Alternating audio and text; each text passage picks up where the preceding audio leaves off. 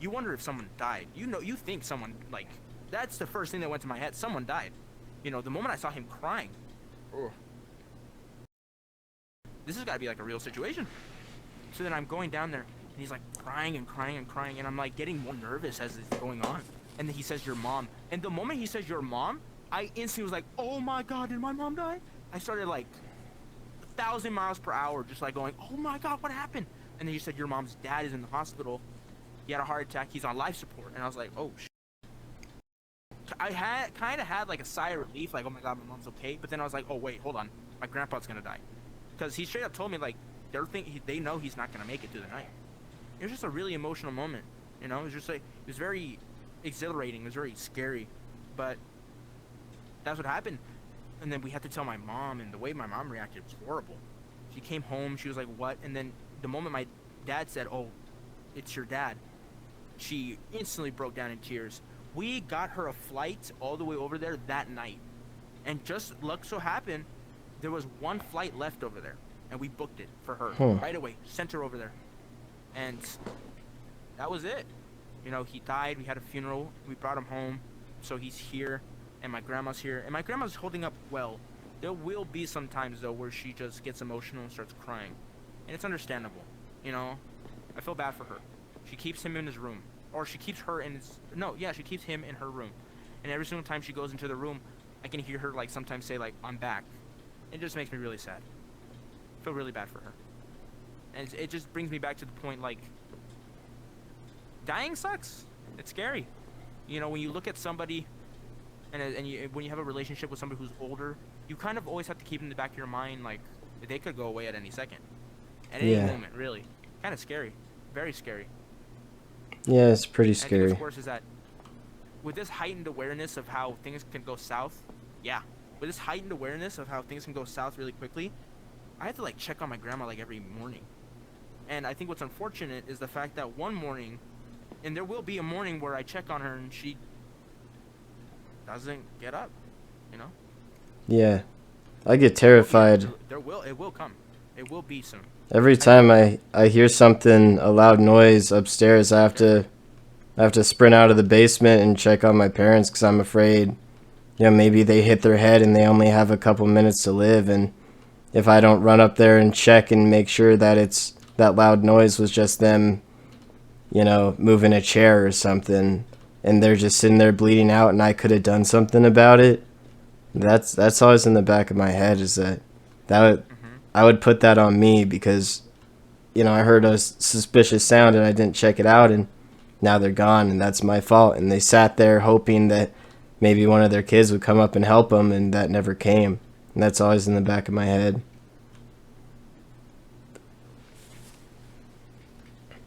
You sound like an overthinker. I get you. What was I'm just that? like you. Yeah, I overthink about stuff all the time. I was saying how you kind of sound like you overthink. You I sound like you do. overthink a lot of stuff. Me too. I know exactly how you feel. It's horrible. It sucks. And my parents constantly tell me not to just calm down and not overthink everything.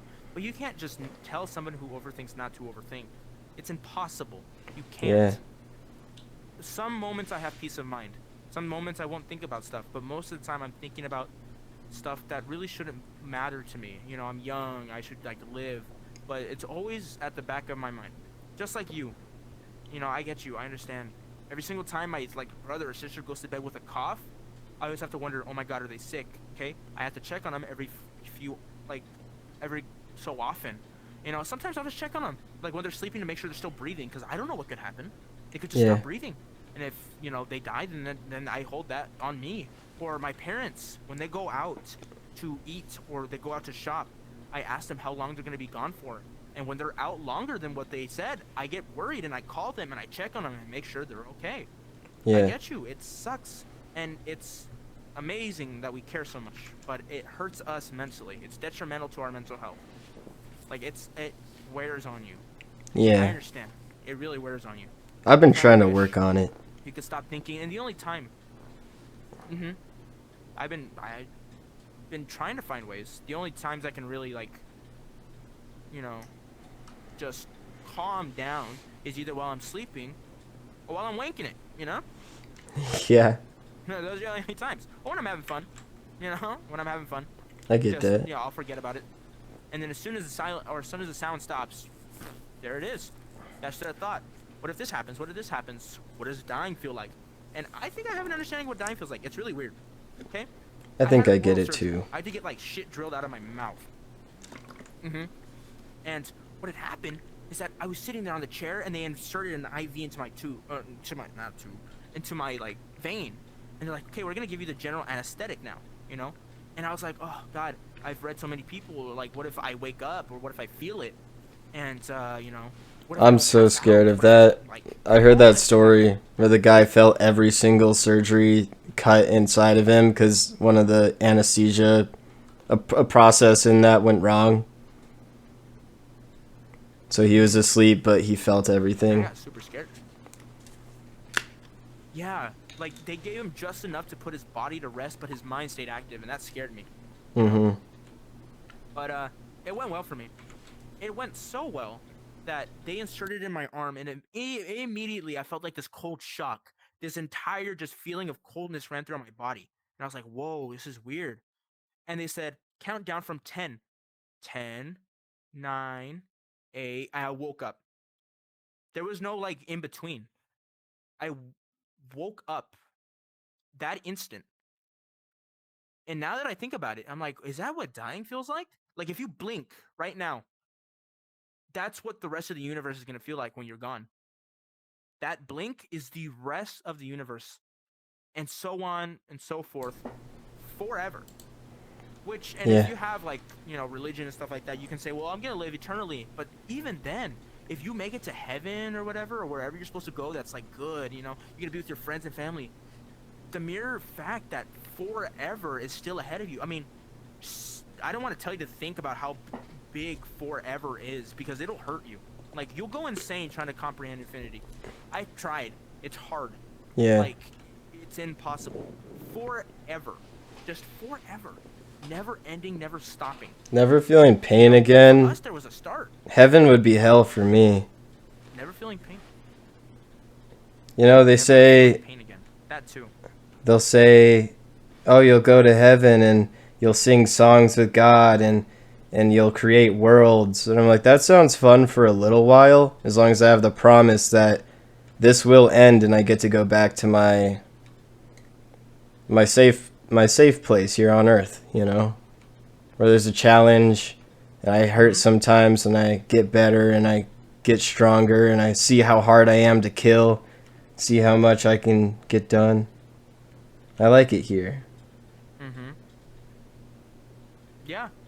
And to a certain extent, I've told people that it's a weird situation we're in, us humans.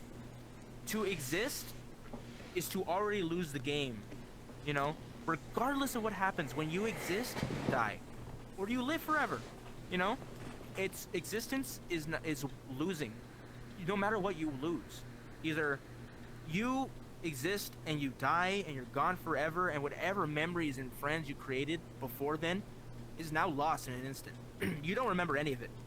You know, I think I've even read like in the Bible, like when you go to heaven, you don't remember like your past life. You know, you are in heaven, you know, you feel no sadness, you feel no guilt. But even then, this consciousness right now that you have is gone. Even if your next consciousness is in heaven and it's you, in reality, it's not truly you. You know? It's gone forever. And that's kind of comforting when you realize that no more worry, no more anything. I mean, damn, I've been talking for a while. Just nothing. Just gone. And like, you look at the universe from a perspective of astronomy, and you look at this little ball of dust we're on, and it's scary. I don't know if you should like do this, but just go outside when it's like night and just look up. And that is infinity, like in front of you. Yeah. That goes on forever. There is no end to up. You look up and that's just going forever. Now there is light pollution, so eventually you'll see like it fade out, but in reality, It just keeps it's going. there forever.